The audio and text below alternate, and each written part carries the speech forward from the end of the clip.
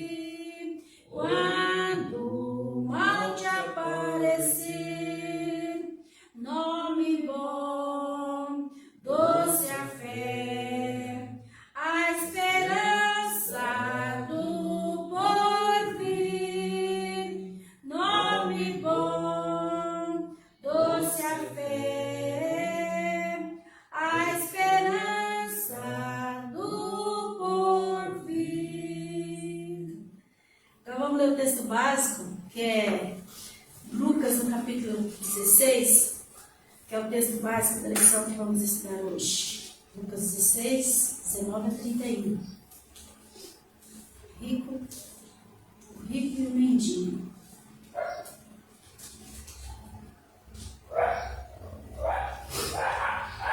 Lucas 16, 19 a 31. Ora, havia certo homem rico que se vestia de púrpura e de linho finíssimo, e que todos os dias se regalavam esplendidamente. Havia também certo mendigo chamado Lázaro, coberto de chagas, que jazia perto na porta daquele, e desejava alimentar-se das migalhas que caíam da mesa do rico. E até os cães vinham lamber-se as úlceras. Aconteceu morrer o mendigo e ser levado pelos anjos para o seio de Abraão. Morreu também o rico e foi sepultado. No inferno estava em tormentos. Levantou os olhos e viu ao longe Abraão e Lázaro no seu seio. Então, clamando, disse: Pai Abraão, tem misericórdia de mim, e manda Lázaro que molhe a água à ponta do dedo e refresque a língua, porque estou atormentado nesta chama. Disse, porém, Abraão: Filho, lembra-te de que recebeste os teus bens em tua vida, e Lázaro igualmente os males. Agora, porém, aqui ele está consolado, tu em tormentos. E além de tudo, está posto um grande abismo entre nós e vós, de sorte que os que querem passar daqui para vós, outros não podem, nem os de lá passar para nós. Então replicou: Pai, eu te imploro que o mandes à minha casa paterna, porque tenho 5 irmãos, para que lhes dê testemunho, a fim de que não virem também para este lugar de tormento. Respondeu Abraão: Eles têm Moisés, os profetas, ouçam-nos. Mas ele insistiu: Não, pai Abraão. Se alguém dentre os mortos for ter com eles, arrepender-se-ão. Abraão, porém, lhe respondeu: Se não ouvem a Moisés e os profetas, tampouco se deixarão persuadir, ainda que ressuscite alguém dentre os mortos. Deus nos abençoe, que esse texto possa ser, claro, mas esclarecido ao nosso coração. Nós podemos ter ele para a nossa vida, para que nós podemos aprender, né, sobre essa mensagem que é rica, né, de tanta instrução importante que tem nesse texto, onde vai colocar, né, a colocação do céu e do inferno. Né? Deus fez o céu, mas Deus fez o inferno também, para os desobedientes, o céu para os obedientes, para os desobedientes.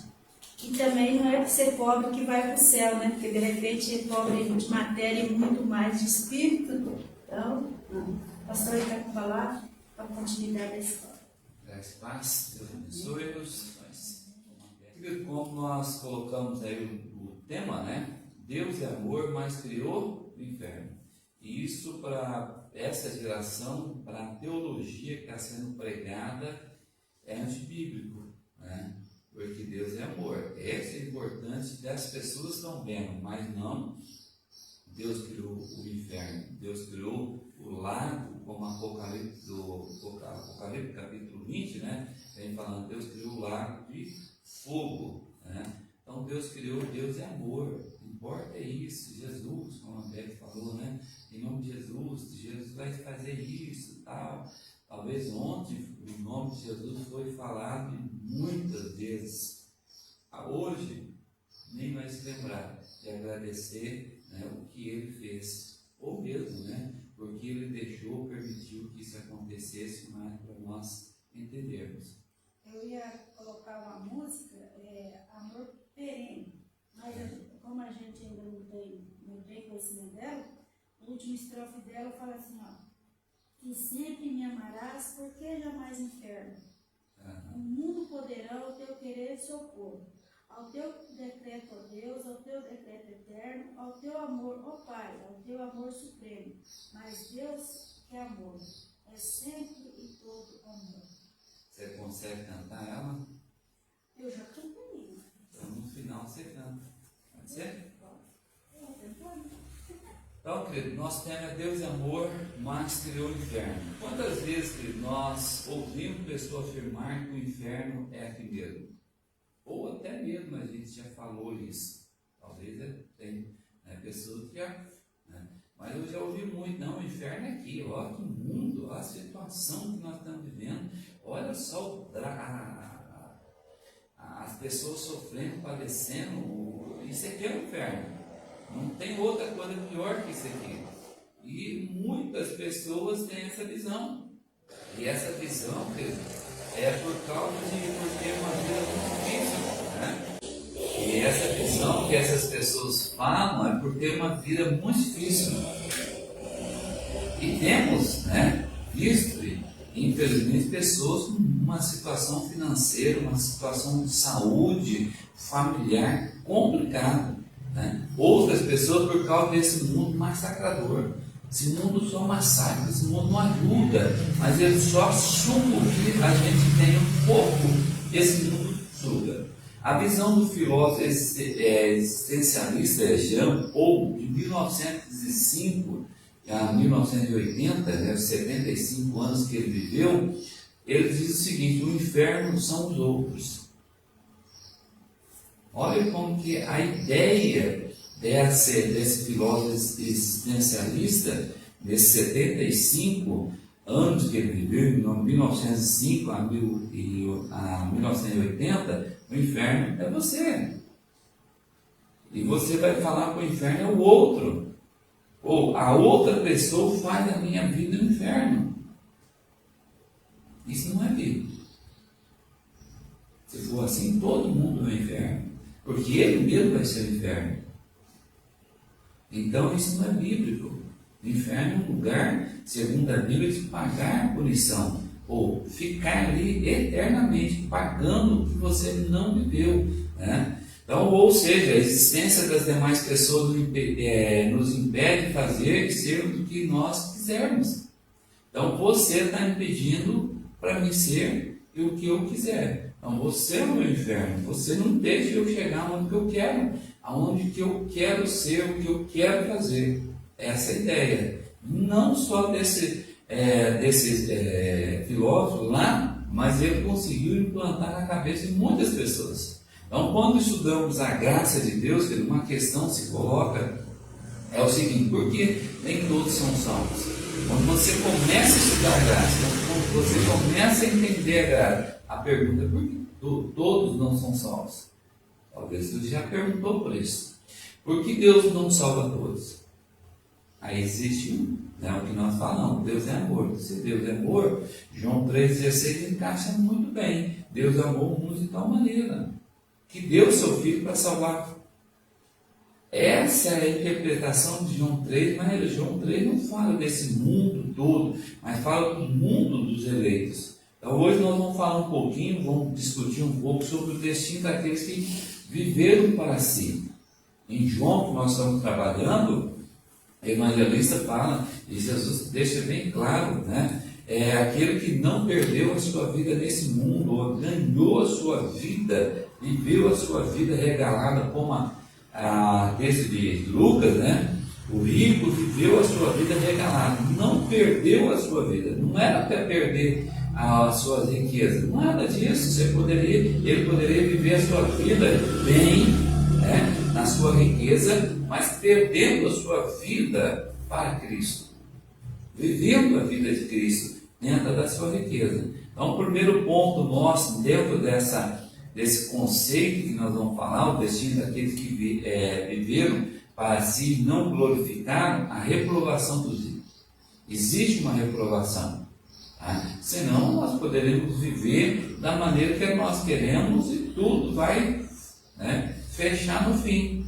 fechar tranquilamente e vivemos. Mas a Bíblia nos fala que existe um modo de viver. Então, quando falamos sobre reprovação, nos traz o quê? Qual o sentimento quando você ou quando alguém chega e te reprova? Tristeza. Tristeza. É a palavra que eu coloquei. Não tem outra. Você fica triste, teu dia desaba. Né? Nenhuma pessoa não gosta de ser reprovado. Principalmente aluno. Né? Não estuda. Não faz as tarefas. Não está nem aí o ano inteiro. Chega no final do ano, é reprovado. Ele fica bravo. Os pais vão para a escola brigar com o professor. E hoje, né, a nossa educação, você não pode reprovar o aluno. É do tal do Paulo Freire, né? Esse ensino, essa ideia. Não existe isso. Você não fez nada. Você não aprendeu, você não esforçou, você não dedicou nada. Você vai ter que ser aprovado. Não, você vai ter que ser reprovado e fazer o ano letivo novamente, até que você aprenda, ou até que você tenha disposição de aprender. Porque a vida vai se reprovar. A ideia na educação, que nós estamos vindo, e essa geração está sendo reprovada no trabalho, não sabe escrever, não sabe ler, não sabe fazer nada. Pessoas no segundo, da quinta, oitava, segundo grau, não sabem ler. Tem a dificuldade em ler. Né?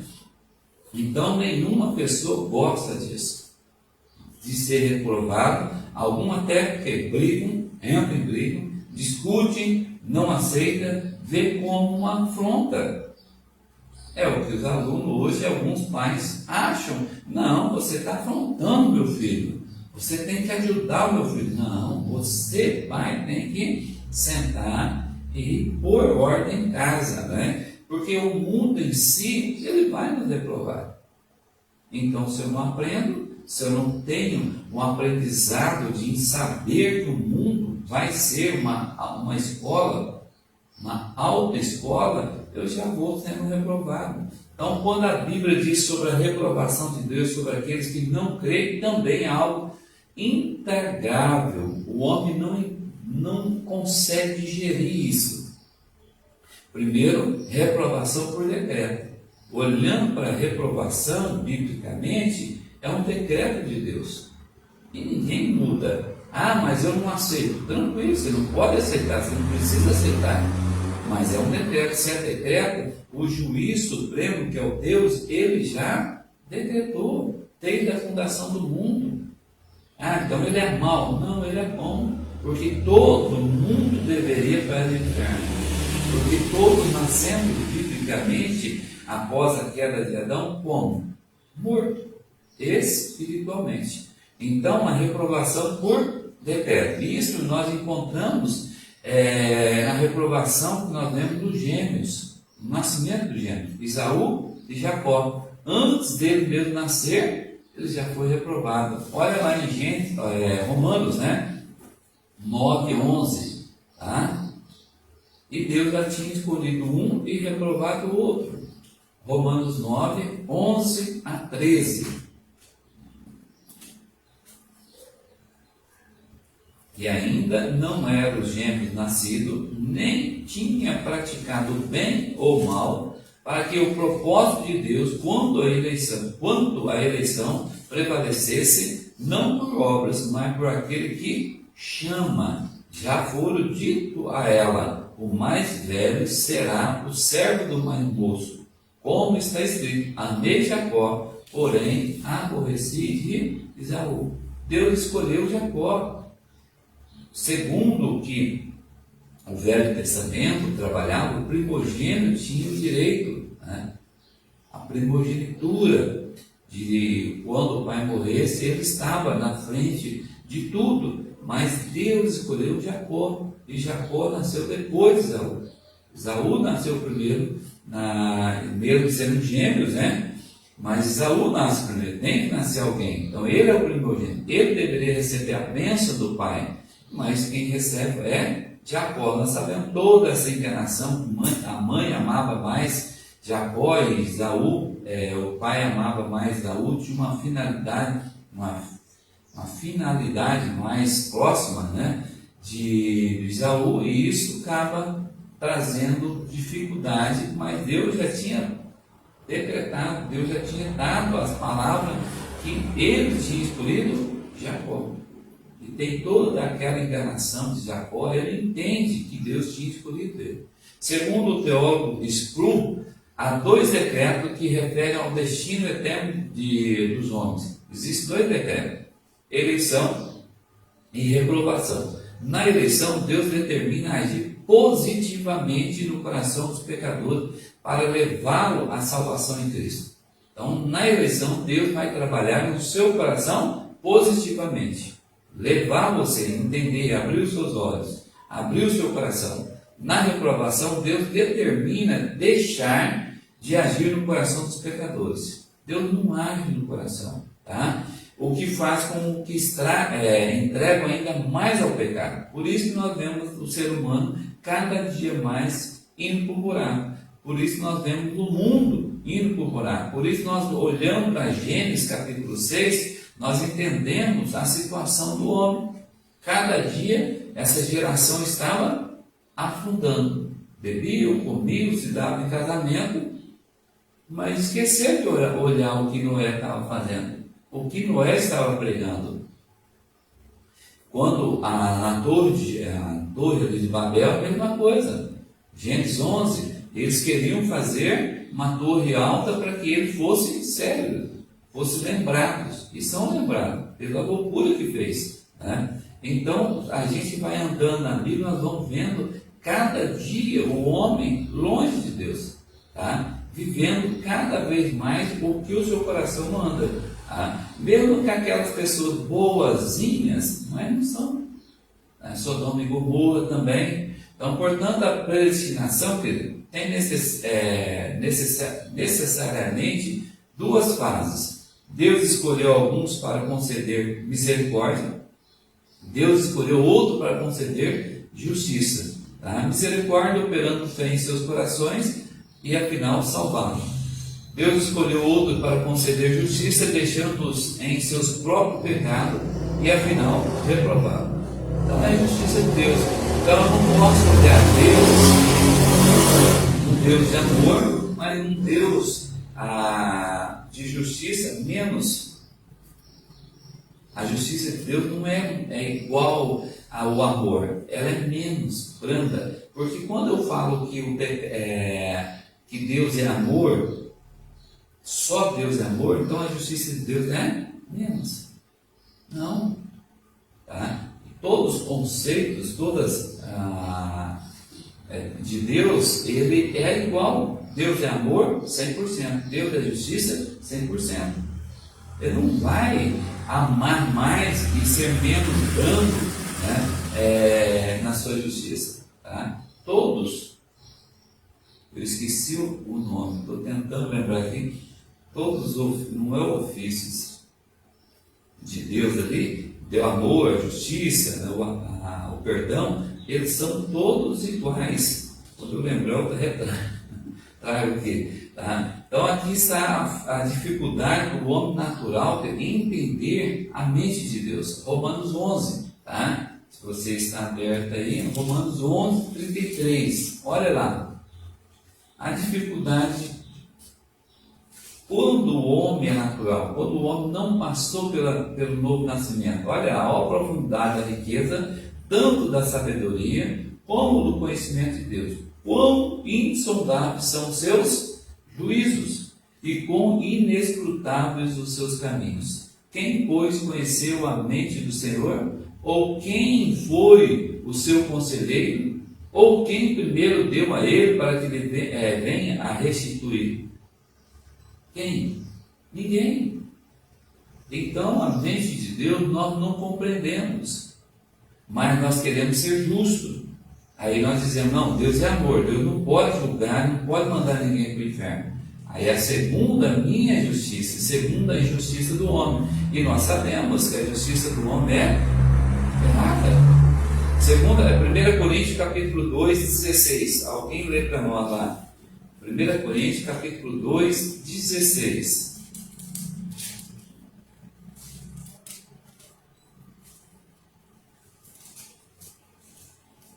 1 Coríntios 2, 16. Pois quem conheceu a mente do Senhor, quem o possa instruir, nós porém temos a mente de Cristo. Olha só, quem conheceu a mente do Senhor que possa instruir. Quando nós falamos que Deus é amor e Ele não vai mandar ninguém para o inferno, nós estamos instruindo Deus, ou queremos instruir Deus. Mas Paulo fala, nós, ele, os cristãos de Corintos e os cristãos da atualidade e futuro, todos os cristãos que passarão até quando Cristo não voltar, têm o quê?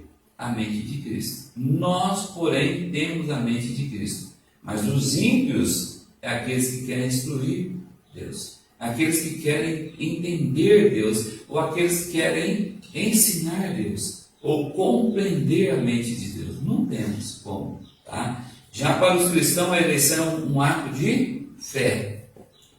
Tá? Se a gente perguntar, né, e ser perguntado como é essa eleição, querido, não temos como explicar. Nós vamos falar de Deus o que nós estamos falando aqui, mas não como uma fórmula, tá? Então o cristão, ele tem fé para crer que ele é salvo em Cristo Jesus, e por isso que ele vive a vida de Cristo Jesus, a mente de Cristo Jesus, tá? Além da reprovação por decreto, a reprovação por endurecimento, querido, tá? Então, desde a eternidade, Deus em Cristo Jesus reprovou esses corações, e também a reprovação por endurecimento.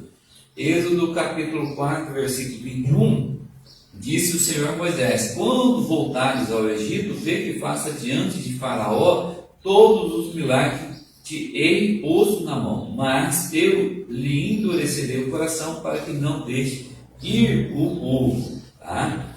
Essa passagem a gente conhece muito bem, que Deus endureceu o coração várias vezes ali de Faraó, né, que Deus vai falando. Então esse endurecimento não significa, querido, que o Senhor ou que Deus põe algum mal novo no coração do homem. Deus foi lá e endureceu o coração de Faraó, ou endureceu o coração do X ou daquilo, colocando um mal a mais no coração. Não. Tá? Ele já é mal por nascença o homem, ou nós somos mal. Ou seja, Deus não age com a graça comum nos corações de alguns homens. Tá? Não é nem a graça especial, a graça comum. Tá? A graça comum é a chuva. Por exemplo, como nós falamos, né? Deus não age com essa graça. Lembramos que o mal não cresce, querido, a tal ponto, porque Deus age referendo com a graça comum. Senão, imagina como nós estávamos vivendo hoje. Se a graça comum, Deus não estivesse lá puxando, refreando a maldade do ser humano. Será que hoje já não teria passado a lei aí, X, Y, que daria permissão para isso, para aquilo? Quanto tempo que nós estamos lutando para ser proibido ou não passar a lei do aborto? E cada dia eles querem, né? Foram aprovado a lei do aborto em certas circunstâncias que talvez, né, ali é necessário mesmo, né? Infelizmente. Mas estão querendo, eu não quero ler, eu jogo fora, mas eu quero viver no meu prazer. Eu quero usar o meu corpo como que eu quero. Então, acabou. Né? Quanto tempo Deus está tendo a graça comum, dando a graça comum e refreando essa graça comum, né? Essa loucura, esse pecado do ser humano. Gênesis capítulo 6, abramos lá, 6:12, viu Deus, que nós comentamos agora, né? Viu Deus a terra, e eis que estava corrompida, porque todo ser vivente havia corrompido o seu caminho na terra. Então disse Deus a Noé, resolvi dar cabo a toda a carne. porque a terra está cheia da violência dos homens, eis que farei perecer juntamente com a terra. Gênesis 6, 12. Romanos 2, 15. Vamos lá? Alguém lê para nós? Romanos 2, 15.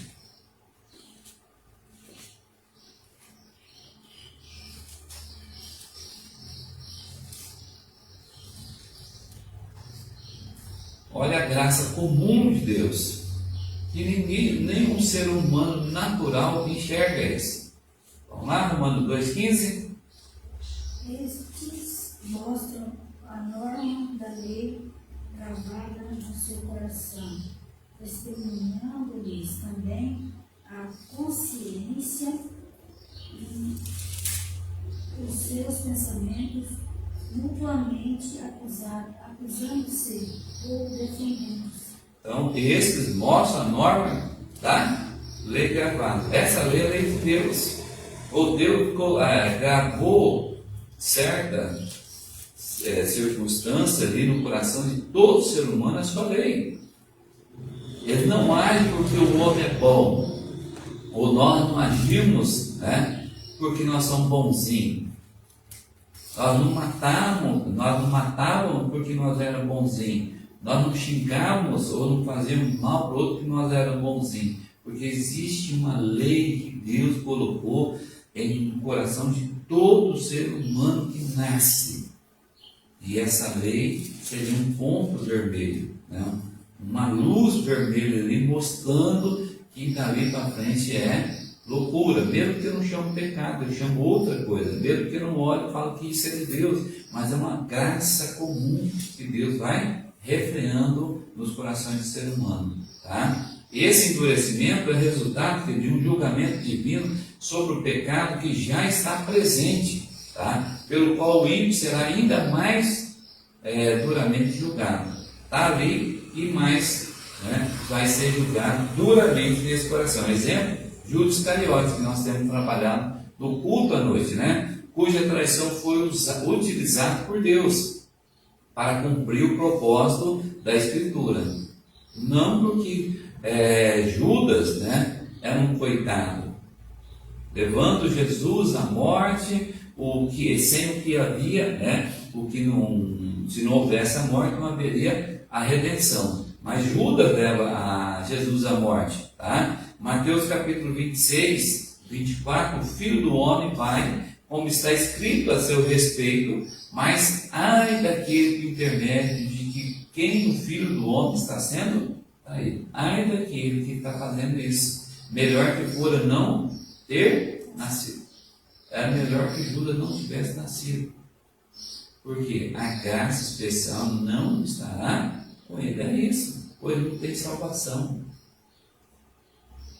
Mas Cristo sempre, né, com a graça ali, segurou, porque Judas, lógico, ele queria, quando ele teve a oportunidade de fazer o que ele veio fazer, ele fez, vendeu Cristo por 30, porque ele já roubava na bolsa, ele era um ladrão, né?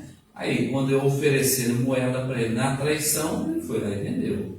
Ele não precisava mais da bolsa, ele tinha 30 moedas de prata, tá? Então Judas não foi uma pobre vítima. Então Judas foi vítima então de Deus, Deus foi mau, Deus, né, puniu Judas. Não, ele não é inocente. Judas nunca foi inocente, querido, tá? Uma manipulação ali, uma marionete que Deus usou. Judas traiu, agora mandou para o inferno, e Judas agora vai pagar porque Deus é mau. Não, pelo contrário, por causa da sua ganância. O que acontecia no coração de Judas, desde quando ele foi tesoureiro, desde quando ele pegou a bolsa? Deslealdade, ganância. Ele não era ladrão? A Bíblia não falou que ele era sempre ladrão? Jesus não chamou ele? Não andou 3 anos? Por que não quebrantou? Então Deus é mau? Ou ele simplesmente mostrou o que ele era? E Deus refreou a ação dele muito mais, né? Porque tinha o dia de Jesus ser entregue, né? Porque senão Judas já tinha entregue Jesus há muito tempo, né? Então Deus o entregou à sua própria consciência, ou Deus deixou, permitiu Judas ser o que ele era, não agiu com graça, né? Permitiu que ele mostrasse o que? O seu coração. É isso que Deus faz, é isso que é a salvação. Ele age com graça com o outro, e outros ele age com justiça, permitindo que ele seja o que ele é. Imagine se Deus não alcançasse você, o que você seria hoje? Ou talvez você teria a mesma consciência do que muitas pessoas, não, eu sou bonzinho. Por quê? Não roubei, não matei, não faço mal, não tenho inveja. Tem pessoas, né? Eu não invejo com ninguém. Aí se você pergunta, você vai para o céu, aí ele mostra todas essas qualidades que ele tem. Mas essas todas qualidades não glorificam nenhuma a Deus, porque ele não conhece Deus. Ele não faz isso para glorificar Deus. Ele não faz isso para mostrar o que Deus tem feito na vida dele. João capítulo 2, 12, 6, isso disse ele não porque tinha cuidado dos pobres, mas porque era ladrão e tendo bolsa tirava o que nele se lançava.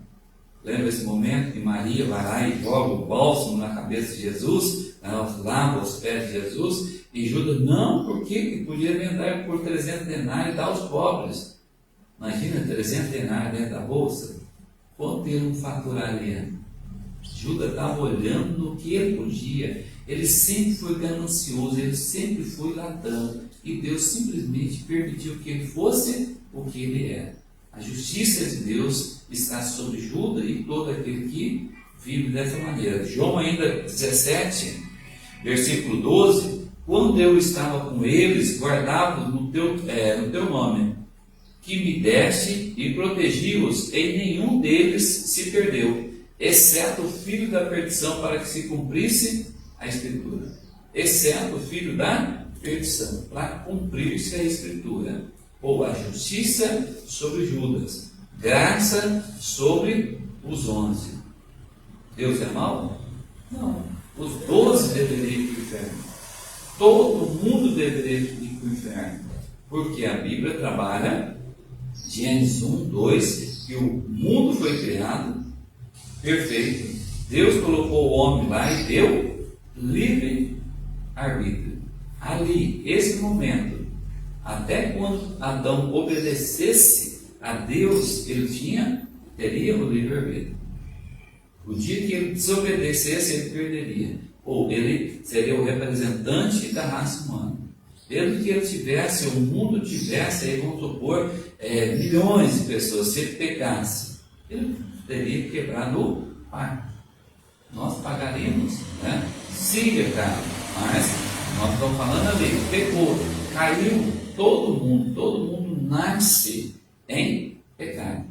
Sendo assim, nós nascemos destituídos dessa graça comum. Nós merecíamos o que? O inferno. Todo mundo que nasce, ele está destinado ao inferno. Se a graça comum, a graça especial não chegar. Mas a criança que nasceu e morreu, não teve nenhuma consciência do que é o Evangelho, do que é Cristo. Salvação pertence a Deus. Pronto, acabou. Fé. Ou nós cremos assim, ou nós rasgamos a Bíblia e fazemos o nosso Deus. Aí nós adoramos o nosso Deus justo. Por quê? Pensa numa justiça que nós somos. Perfeita, não somos? Não somos. Somos imperfeitos, né? João capítulo 17, 12, quando eu estava com... acabei de ler, né? Quando ele estava com ele, guardou, né? E para cumprir-se a Escritura. Então, querido, o Senhor não cria, tá, incredulidade no coração dos ímpios. Isso nós temos que entender. Deus não está criando incredulidade. Todo nasce como? Como que a Bíblia fala que nós nascemos? Nós acabamos de falar. Incrédulos. Mesmo que nós somos projetados, nós projetamos nossos filhos a crer em Deus. Mesmo que nós podemos dizer assim, ensinamos nossos filhos a decorar a Bíblia, os versículos. E ele vem, recita, faz lindas orações que os pais acham, ensina eles a orarem, ensina eles a entender a Escritura. Mas se ele não tiver um encontro com Cristo, tudo isso não vai o salvar. Não salva. Um conhecimento bíblico, saber orar, saber isso, não salva. O que salva é o encontro com Cristo. Cristo nos encontrando, Cristo abrindo os seus olhos. Ou nós cremos isso, querido, ou a Bíblia não encaixa numa vida cristã. Tá? Então essa incredulidade e injustiça já estão lá no coração deles e eles livremente escolhem pecar. Escolhem pecar. Talvez são pessoas fantásticas. São pessoas fantásticas, mas não conhecem Cristo Jesus, segundo a Bíblia. Tiago 13, 1:13, capítulo 1, versículo 13. Ninguém ao ser tentado diga, sou tentado por Deus, porque Deus não pode ser tentado pelo mal e nem mesmo a ninguém tenta. Tentação é você induzir a pessoa a pecar. Provar é outra coisa, você prova. Deus provou Adão e ele foi reprovado e reprovou toda a humanidade toda foi reprovada com Adão. Mas Deus não tentou. O que Satanás fez quando Jesus estava no deserto? Ele tentou Cristo. Quando ele levou no pináculo, o que ele fez? Tentou Cristo. Mas Deus nunca te tentou e nunca vai tentar ninguém, porque é pecado. É eu levar você a ponto de você cair. Deus não faz isso. Deus te dá uma provação, leva você a fortalecer, mas a provação você tem força para ela. Se você caiu porque você desejou aquilo, mas não ser fortalecido por Deus.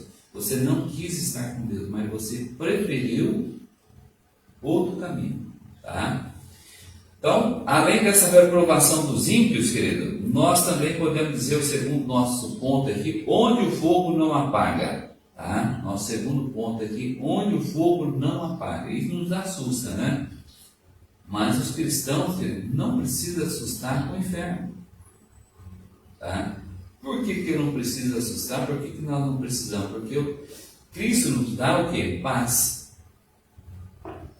Porque se eu tenho medo do inferno, é porque eu estou... Então, por que eu estou na igreja? Por que eu estou orando? Por que eu estou lendo a Bíblia? Porque eu tenho medo do inferno? Então, estou no caminho errado. O inferno me faz mal. Me traz tristeza saber pessoas estão indo para lá. O diabo não me traz preocupação nenhuma. Os filhos deu aos caldeus ali todos os seus bens, mas ele não teve nenhum na vida de Jó.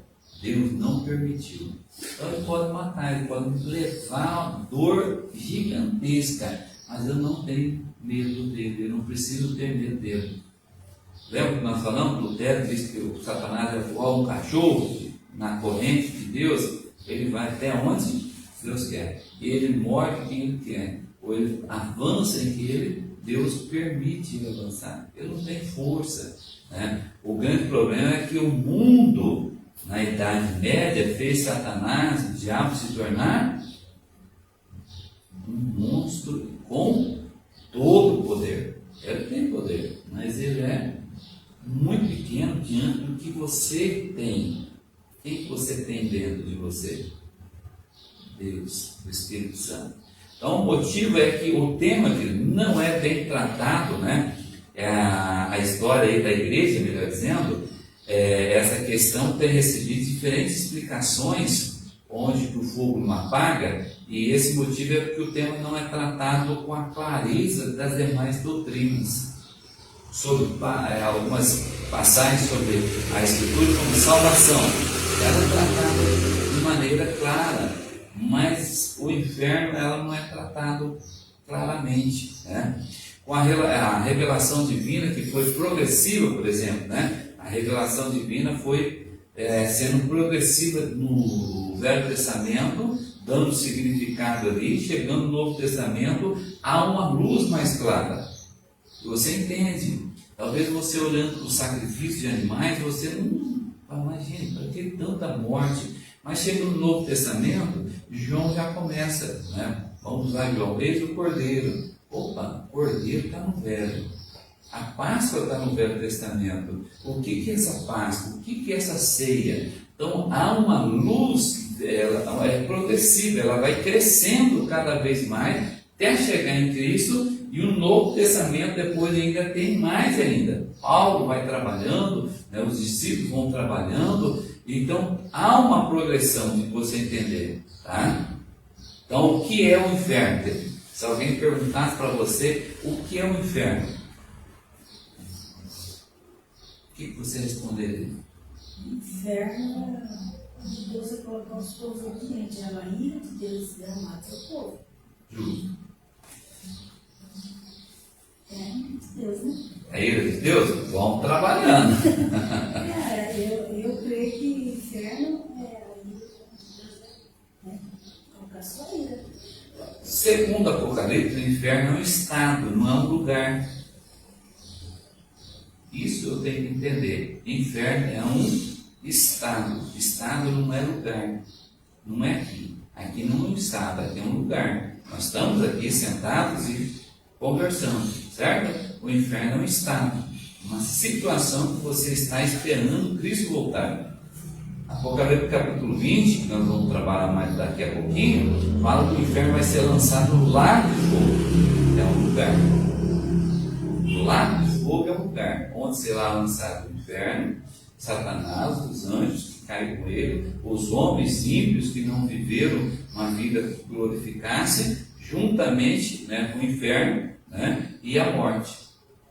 No caso, o estado seria como se fosse um estado de quente, frio, ou seja, molhado, seco. Justo. Vamos supor assim, aqueles que morreram sem Cristo estão nesse estado de condenação.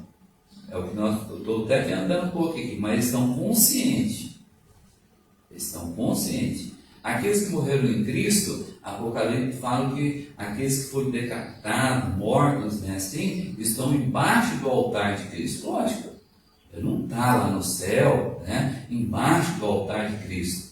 É uma ideia que João está trazendo ali para a gente entender um estado do que Deus está segurando, eles estão guardando ele. Então os salvos estão no estado de alegria. Já estão alegres, contentes, só esperando o último momento, a festa da boda, enquanto o estado daqueles em Cristo é tormento. Eles já estão sendo tormentados, porque eles já sabem. O Lázaro rico aqui é o exemplo. Abraão, o rico não está reclamando, é um estado, ele está ali, um estado, enquanto o outro está numa alegria. Mas olha a ideia, manda ir lá e pregar com os irmãos. Abraão falou, mesmo que ressuscite um corpo, eles não vão querer. Porque eles vão achar que é assombração. Ou mesmo que acreditar na ressurreição do cara que ressuscitou ali, mas não vai fazer diferença. Olha o poder, um milagre ressuscitar não salva. Não é uma coisa fantástica você olhar uma pessoa ressuscitando, a pessoa está morta, né? Isso não faz diferença nenhuma no coração endurecido do ser humano. Você vê a situação do pecado. Então, querido, o ensino aqui, o geral do Antigo Testamento, pode sugerir que o destino do ímpio e crente é um só. No Velho Testamento, às vezes, quando você vai lendo, sugere, tá? Entenda isso. Parece que está sugerindo tanto o ímpio, tanto o cristão estão no mesmo lugar. Lembra que nós sempre falamos, o Velho Testamento é Sheol, o inferno, e no Novo Testamento, Hades, mesma coisa, tá? Podemos dizer assim. Então, essa ideia que dá. Então, a palavra hebraica aqui normalmente traduzida como sepultura, morte, além e até o inferno, tá? Então, sepultura, morte, além. Então, você está lendo lá, de repente está lá, morte, o ímpio, mas morte também para o cristão. Então, é essa sugestão que parece que eles estão em primeiro lugar, tá? Logicamente, não estão. Se a gente olhar para Salmo 49, 15, mas Deus remirá a minha alma do poder da morte. Essa morte é Sheol, é o inferno. É o termo que é usado para o inferno, tá? Pois ele me tomará para si. O salmista está falando que Deus vai restaurar, vai salvar ele. Não é? Ó, mas Deus revirá minha alma do poder da morte. Salvação. Não está sugerindo. Juro, mas não está sugerindo, parece? Mas não é. Ele é o termo que é usado, né? E às vezes isso aí nos traz confusão. Mas nós temos que entender que é uma morte, ele está indo para a morte, passando pela morte, mas o salmista está dizendo: remirá minha alma do poder da morte, do inferno. Deus vai me restaurar a minha alma do poder do inferno, porque Ele vai me tirar de lá, em Cristo Jesus. Tá? Se a gente olhar para Eclesiastes 9, 10, tudo quanto tiver a mão para fazer, faz-o conforme as tuas forças, porque além, ao termo, lembra que nós falamos? Sheol, para onde tu vais, não há obras, nem projeto, nem conhecimento, nem sabedoria alguma. Te dá a ideia que você está indo para o inferno? Para condenação? Não. É a ideia que Deus está se salvando daquela situação da morte. Então, assim, há também uma percepção que o Sheol é um castigo pela impiedade. Tá? Então, Salmo 9, 17: os perversos serão lançados no inferno, Sheol. A ideia também, mas aqui é uma realidade. Né? Podemos dizer assim nós podemos interpretar literalmente, que eles estão indo para lá. E todas as nações que se esquecem de Deus serão castigadas. Tá? E que a morte também daqueles que temem ao Senhor é mais desejável que dos ímpios. Né? O Salmo 116, 15: preciosa aos olhos do Senhor a morte dos seus santos. Essa morte não é Sheol, é outro termo. Tá? Então, preciosa é aos olhos do Senhor a morte do seu santo. Ou todo nós, o que Paulo vem falando em Romanos 6, 23, o salário do pecado é a morte. Todos nós vamos passar pela morte. Lógico, aquilo que se Cristo chegar hoje, né, aqueles que estão em Cristo não passarão, serão transformados. Já no Novo Testamento, o próprio Senhor nos ensina a diferença entre justo e injusto após a morte. Há uma diferença. No Novo, sugere tudo igual, né?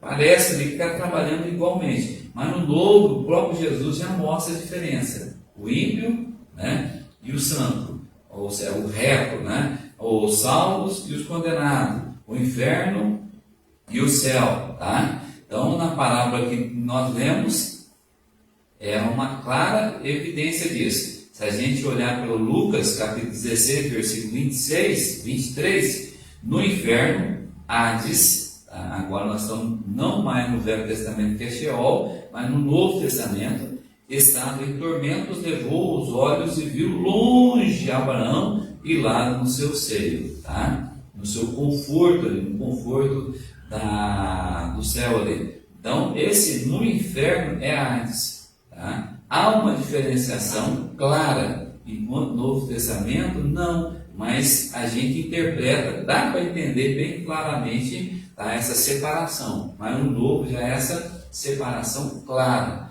Então Jesus utiliza aí ainda outra palavra, acentua, né, traz mais uma acentuação da ideia de tormento pós da morte na palavra hiena. Tá?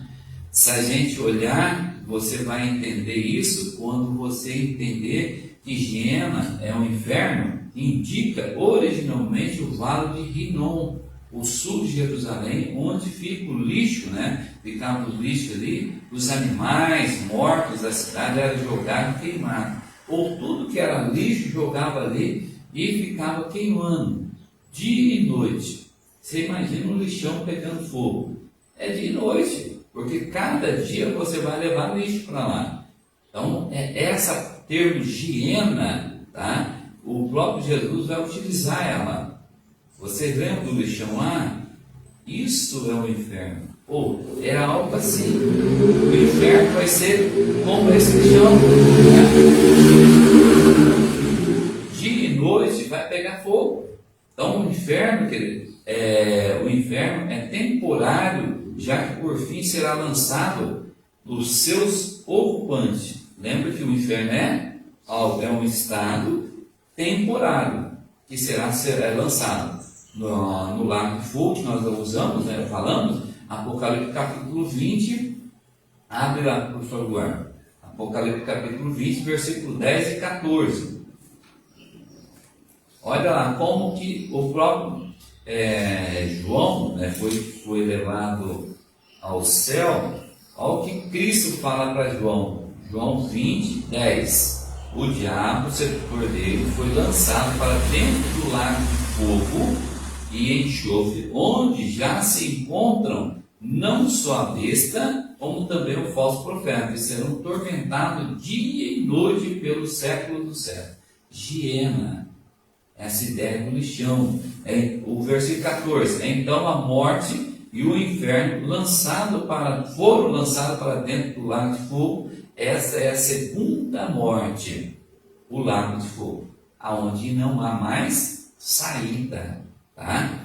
Então o ensino de Jesus é que as punições dos ímpios não terminarão jamais. Querido. Não há um período de terminar. Você vai ali, dá uma queimadinha, sapecou ali e você sai livre, tá? E como as bem-aventuranças, porque seria injusto. A pessoa viveu, usando o injusto aí, é só para a gente entender, a pessoa vai para o inferno, dá uma sapecada e volta para o céu. Não, Deus está alertando agora. Se você for para lá, você não sai nunca mais. Se você for para o gozo, para a alegria, para o céu, a bem-aventurança tem fim? Não. Deus prometeu as bem-aventuranças eternas. Então, tanto o inferno, tanto as bem-aventuranças, não tem fim. Tá? Mateus 3,12. A sua pá, ele a tem na mão, limpará completamente a sua eira, recolherá o seu trigo no celeiro, mas queimará a palha em fogo inextinguível. O fogo não tem fim. Então é comum, querido, que as pessoas sintam que a pena é desproporcional aos pecados cometidos numa curta vida. Mas eu tenho uma vida de 70, 30, 40, isso não é desproporcional, meu pecado não foi tanto. Tá? E esse pensamento é um problema porque a Bíblia, querida, afirma que Deus julga e pune com justiça. Porque se eu falo, não, mas eu pequei 70 anos só, mas que pecado que eu fiz? Eu xinguei, eu maltratei, fiz isso, mas é um pouquinho. O fulano lá, ele é estuprador, ele é assassino, ele fez isso, fez aquilo, Gálatas capítulo 6, versículo 7, não nos enganeis, de Deus não se zomba, pois aquilo que o homem semear, isso também se fará.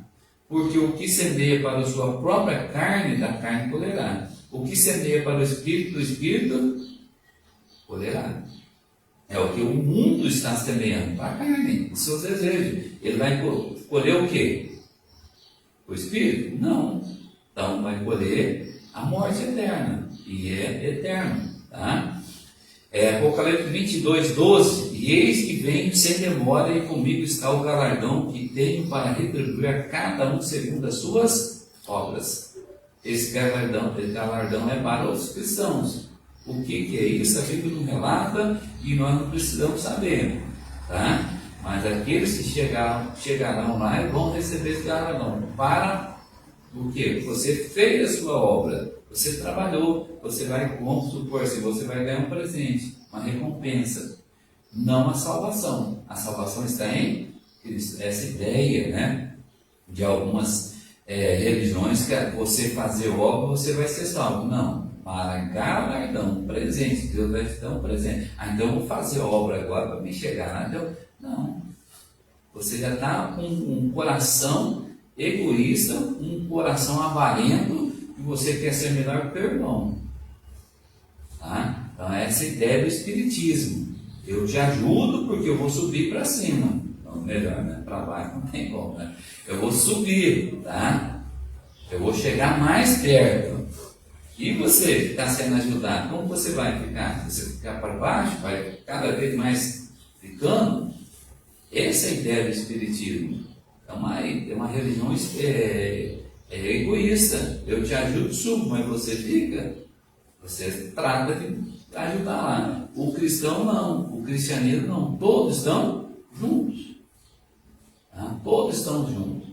Nós não estamos egoístas, nós vamos ajudando mutuamente. Lembrando que somos pecadores, falhos, né?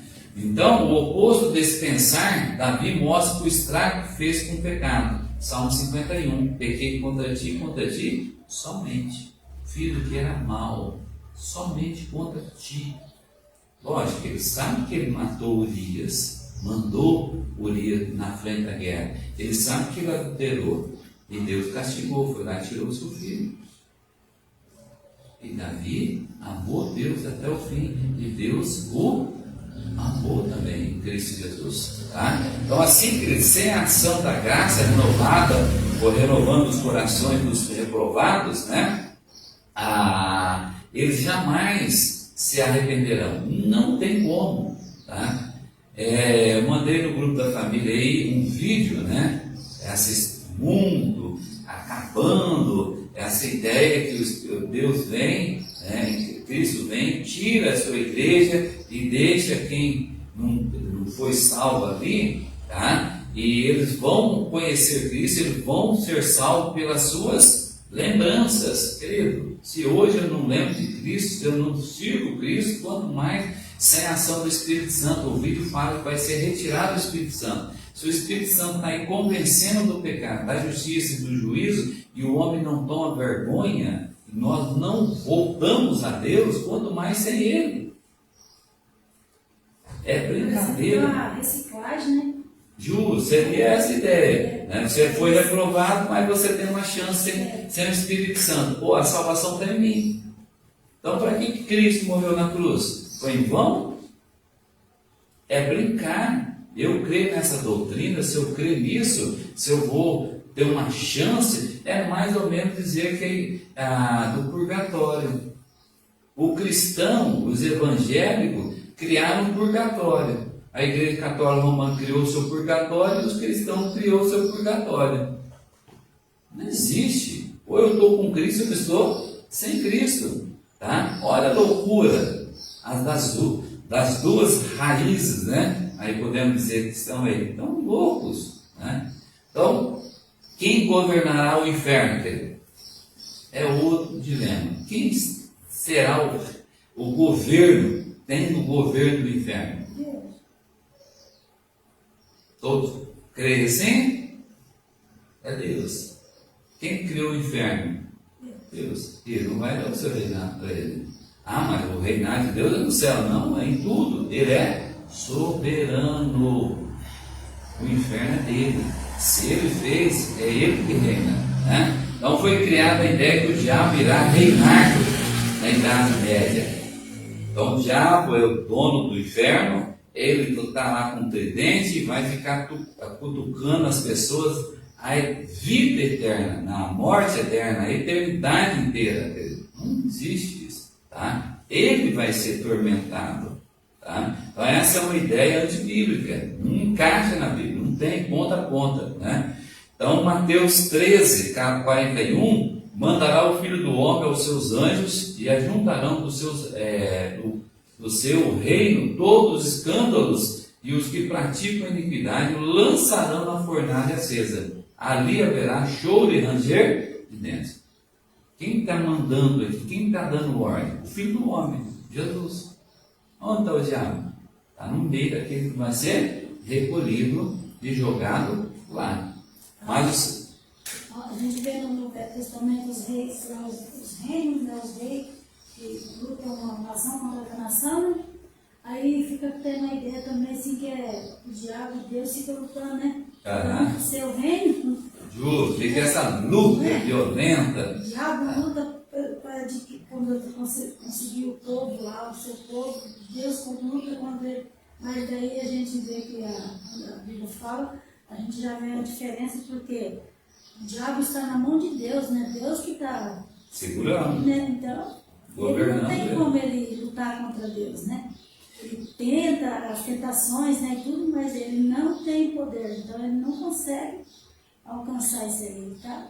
Segura no Se a gente olhar Gênesis 3,15, Jesus, Deus ali já falou: você vai morder o meu calcanhar, você vai me ferir o calcanhar. Cruz. Mas eu vou pisar o quê? Na tua cabeça. Vou pisar na cabeça da serpente, vou te matar. Então, Cristo morre ali, né? Ou melhor, morre na cruz, né? Mas ressuscita. Mas Satanás tem como ressuscitar?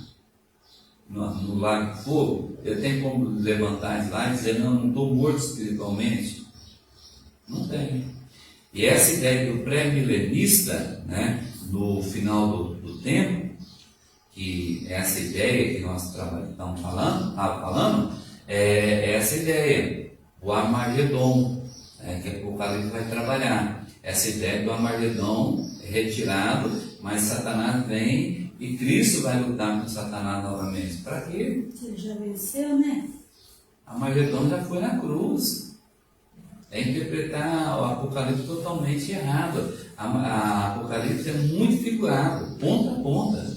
É um livro figurado. Ou eu entendo assim, ou se eu quiser começar a interpretar ele literalmente, eu vou criar loucura. Armagedon já foi na cruz. Ele morreu, ressuscitou, venceu. Agora, meu Cristo, nosso Cristo, tem que voltar novamente e fazer um duelo com Satanás de novo. Ele já foi, morreu, né?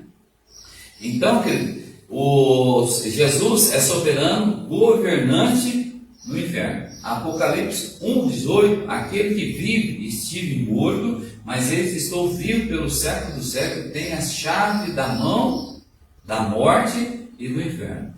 Quem tem a chave? Satanás? Não. Quem tem a chave é Cristo, da morte e do inferno. Então, a sua vida não passará desse mundo enquanto ele não chamar. Tanto o ímpio, tanto o cristão, né? Então, o que é o inferno? O que não é o inferno, querido? Isso é interessante. Muitos que convivem no nosso meio, ou nós convivemos no meio deles, creem dessa maneira, erradamente. O que não é inferno, querido? Essa doutrina foi distorcida, né? De maneira, no correr da história e da igreja, foi distorcendo cada vez mais. O inferno não é consciente, querido. Então, havia essa ideia que o inferno não é inconsciência, tá? Inconsciência, tá? O inferno não é um mero estado de inconsciência. Muitos falam que o inferno, você vai para lá, você não tem consciência. Não. O inferno é um ato, um estado, né, que a pessoa vai ser lançada no lago de fogo conscientemente, tá? Então, como aquele que defende o chamado, né, é chamado som da alma, tá? A pessoa está ali no som da alma, eternamente no som da alma. O adventista crê nisso, dessa maneira, tá? Então eles creem que vai entrar ali e vai estar no sono. Mas o adventista, não sei todos os adventistas, mas eu conversei com a senhora que ela disse que o inferno é aqui. Aqui nós já vivemos no inferno. Eu falei assim: não, senhora, eu não creio. Eu falei: por quê? A senhora acha que Deus, o seu grande e imenso amor, ele ia deixar o seu povo, o seu escolhido, viver aqui no meio do inferno? Então, se o inferno é aqui, ninguém vai ter para o céu, né? Todo mundo vai ter como nascer aqui. Ela não tem a doutrina adventista. Ela está dentro desse conceito que nós falamos. Muitas pessoas que nós já ouvimos que o inferno é aqui. Por isso, por aquilo, né? O adventista crê que as pessoas morreram sem Cristo, eles vão estar no som da alma. Acabou, está ali. Inconsciente. Enquanto aqueles que estão em Cristo, conscientemente na alegria. Então ela crê da maneira que posso dizer, é um mundão crê. Ela não tem a doutrina da sua própria igreja. Está vendo como as pessoas creem? Está numa igreja, mas não conhece a doutrina e crê de outra maneira? Ou nós somos carregados pelas doutrinas que nós vemos? Porque o catolicismo romano, ele é uma gama de doutrinas, né? Os portugueses vieram, mas os africanos, né, os negros trouxeram as suas religiões e foi inculcando. Então o catolicismo romano, se você olhar, as pessoas são mais, mistura tudo, né? As crenças da igreja, com macumbaria, com feitiçaria, com medo, né? É um monte de coisa lá que eles vão misturando e vivem dessa maneira. O inferno se trata de um estado consciente à semelhança da bem-aventurança dos santos. Eles estão conscientes e aqueles que estão no céu, né? O rico e o pobre, consciente, alegre ali, contente, e o outro sofrendo. João 5,28. Não vos maravilheis disso, porque vem a hora em que todos que se acham no túmulo ouvirão a sua voz e sairão. Os que tiverem feito bem para a ressurreição da vida, os que tiverem praticado mal para a ressurreição do juízo. Como que eu vou arrancar isso e jogar fora? Não tem. Aí eu vou começar a cortar a vida inteira, ou vou fazer a minha vida, né? Então o inferno não é inconsciente, a pessoa está lá consciente. O inferno não é aniquilamento, querido, tá? É outra coisa aqui também que as pessoas creem, tá? Por influência do racionalismo iluminista, no tempo ali medieval, da razão, né? Nesse tempo eles acreditavam que o inferno representava aniquilamento dos ímpios. Viviam do jeito que eles queriam e acabou. Morreu, acabou. Foi aniquilado. Igual um animal. Justo, acabou. Então o ímpio, ele pode fazer o que mais terrível que ele for. Chegou no final da vida dele, acabou. Enquanto aqueles que vão para o céu terão a sua vida na leve. Mas o camarada foi feliz na terra, porque ele queria ser desse jeito, né? Olhando assim, então ele viveu nessa loucura, chegou no final da sua vida, acabou. Isto Deus o castigaria simplesmente fazendo cessar a sua existência. Acabou. A existência dele não tem mais. Então, quanto mais ele pecar, mais alegre ele é. Ele não vai sofrer. Aí essa ideia, pô, ele quer cair. Não, o inferno dele vai ser aqui. Não, o céu dele está sendo aqui, né? Essa ideia. Biblicamente, o castigo é eterno e real. Mateus 10, 28, né? Não temais o que mata o corpo e não pode matar a alma. Temei antes aquele que pode matar o quê?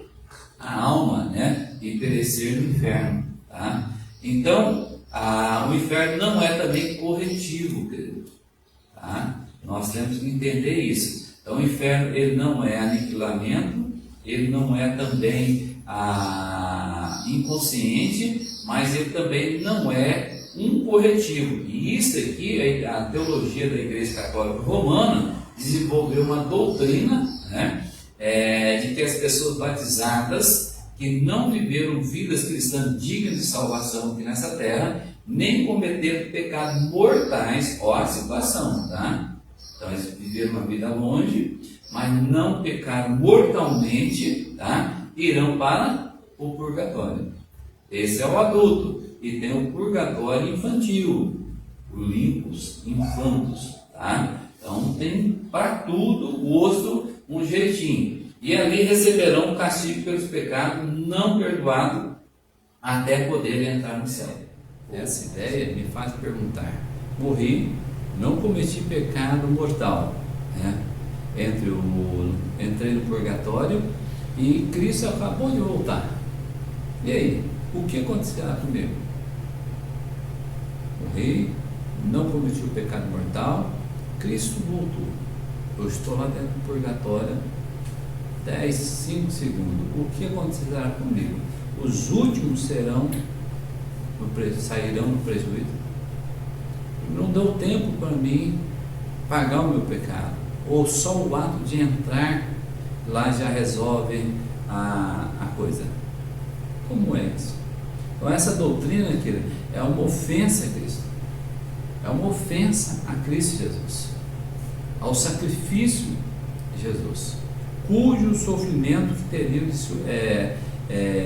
ser completos pelo próprio pecador após a morte. A gente ora para isso, a gente ora como pessoas zombando, porque Cristo morreu. Isaías deixa bem claro que é para levar os nossos pecados. Ele se fez enfermo, ele se humilhou como Filipenses, e um ato de andar no purgatório vai ajudar, vai acrescentar. Isso é uma ofensa. É dizer que Cristo, o sacrifício dele é muito fraco, não foi suficiente, não é capaz de salvar o homem. Eu preciso, ou eu estou quase igualando-me. Satanás caiu do céu porque quis igualar. Adão levou toda a humanidade ao pecado, por isso nós estamos nessa situação. Tome cuidado, a salvação pertence agora, a salvação é agora. Morreu, pertence ao juiz, não mais a nós. Isaías 53, versículo 5: mas ele foi transpassado pelas nossas transgressões e moído pelas nossas iniquidades. O castigo que nos traz a paz estava sobre ele, e pelas suas pisaduras fomos sarados. Não tem nada que o homem pode fazer para ajudar, para ser salvo. É somente pela graça. Portanto, após a morte vem apenas o juízo. O juízo, não a disciplina corretiva. 2 Coríntios capítulo 5, versículo 10: porque importa que todos nós comparecemos perante o tribunal de Cristo, para que cada um receba segundo o bem ou o mal que tiver feito com o seu próprio corpo, por meio do corpo, né? Hebreus capítulo 9, versículo 27: e assim como aos homens está ordenado morrer apenas uma vez, vindo depois disso o juízo, assim também Cristo, tendo se oferecido uma vez para sempre tirar o pecado de muitos, não de todos, aparecerá segunda vez sem pecado aos que o aguardaram para salvação. Então, querido, o inferno também o inferno e a graça, tá? Então ele não é um corretivo, mas sim, o inferno é um lugar que as pessoas vão pagar os seus pecados eternamente. Pagar ali, não para sair, mas vai ficar ali recebendo o seu castigo eternamente, enquanto aqueles que gozaram a vida em Cristo Jesus aqui, alegraram-se nele, vão para a eternidade ter a sua vida eterna. Terceiro, o inferno e a graça. Apesar de se referir quase exclusivamente à justiça divina, a doutrina de inferno e punição eterna para a qual os reprovados estão destinados por a sua impiedade, também serve para revelar algo da graça divina. Para os salvos, seu fogo inextinguível será memorial eterno da natureza horrorosa do pecado, né? E da gravidade das penas de que foram libertas pela graça. 1 Tessalonicenses 1,10: e para guardardes do céu e o seu Filho, a quem ele ressuscitou dentre os mortos, Jesus, tá? Jesus aí que nos livra da ira vindoura. E ainda uma lembrança da enormidade do sacrifício oferecido por Cristo, né, ao Pai, recebendo na cruz o castigo que nos era devido. E de fato, naquele dia haverá grande multidão louvando a Deus com alegria por ter Ele julgado definitivamente toda a iniquidade. Apocalipse capítulo 19, versículo 3: depois dessas coisas ouvi no céu uma grande voz voz de muitos, numerosa multidão, dizendo: aleluia, a salvação e a glória e o poder são de nosso Deus, porquanto verdadeiros e justos são os seus juízos. Pois julgou grande a meretriz que corrompia a terra com a sua prostituição, e das mãos dela vingou o sangue dos seus servos. Segunda vez disseram: aleluia, a sua fumaça sobe pelo século dos séculos. Amém. Concluindo, querido, o decreto da reprovação significa que a resposta bíblica à pergunta: por que Deus não salva todos? O decreto de reprovação significa que a resposta bíblica à pergunta: por que Deus não salva todos? Não é simplesmente assim, porque Deus não quis. Não é simplesmente assim. Na verdade, a razão é porque Deus quis ser glorificado por sua justiça. Não é simplesmente porque Deus não quis, mas a resposta porque Deus não salva toda é porque Ele quis ser glorificado na sua justiça ao punir justo e eternamente os que rebelaram contra o seu reino. Então, não é porque Deus quis assim, é porque Deus quis ser glorificado na sua justiça perfeita. Vamos orar? Santo Deus, nós louvamos, damos graça por esse momento da nossa escola. Nos abençoe.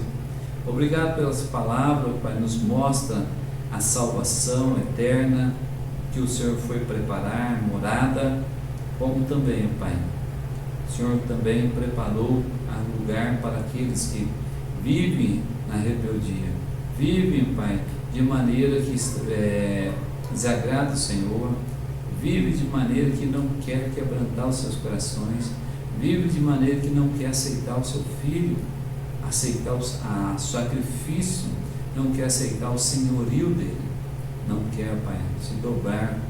Mas no último dia, Pai, todos, segundo a Tua palavra, dobrarão seus joelhos diante daquele que é Rei dos Reis, Senhor do Senhor, diante do Senhor. É aqueles, Pai, que viveram, perderam a sua vida, se alegrarão eternamente ao Teu lado. Ajuda a Tua igreja a andar cada vez mais, pregar mais o Teu Evangelho cada vez mais afinco e viver, Pai, testemunhando para a glória do Senhor. E aqueles que vivem na rebeldia, Teu Espírito Santo, através da palavra, através da igreja que tem levado o Teu Evangelho, toque nesses corações, quebrante segundo a Sua vontade. É o que nós oramos, é em nome de Jesus. Amém. Amém. Paz, Deus abençoe ricamente.